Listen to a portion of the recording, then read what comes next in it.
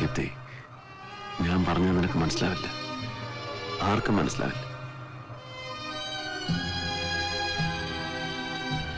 രണ്ട് ശരീരങ്ങൾ ഒത്തുചേരുമ്പോൾ ആനന്ദമുണ്ടാകുന്നു, അതിലപ്പുറം വലുതായിട്ടൊന്നുമില്ല. കുറച്ചു മുമ്പ് വരെ നിന്നെ ഞാൻ ഭയന്നിരുന്നു, പക്ഷേ എനിക്കിപ്പോ നിന്റെ ശരീരത്തിനോട് ആസക്തി തോന്നുന്നു. നിങ്ങൾ എന്തെന്റെ ശരീരത്തെ സ്പർശിച്ചു, അന്ന് മുതൽ ഇന്ന് വരെ മറ്റൊരാണിന്റെ സ്പർശം എനിക്ക് അസഹ്യമാണ്, എന്റെ ഭർത്താവിനെ പോലും. എനിക്ക് സ്ത്രീയെ വേണം, എത്രയോ സ്ത്രീകൾ, പക്ഷേ ഒരു സ്ത്രീയും ഞാൻ കാരണം ഭ്രാന്തിയായിട്ടില്ല. ഒരു സ്ത്രീയും വർഷങ്ങൾക്ക് ശേഷം എന്നെ തേടി വന്നിട്ടില്ല.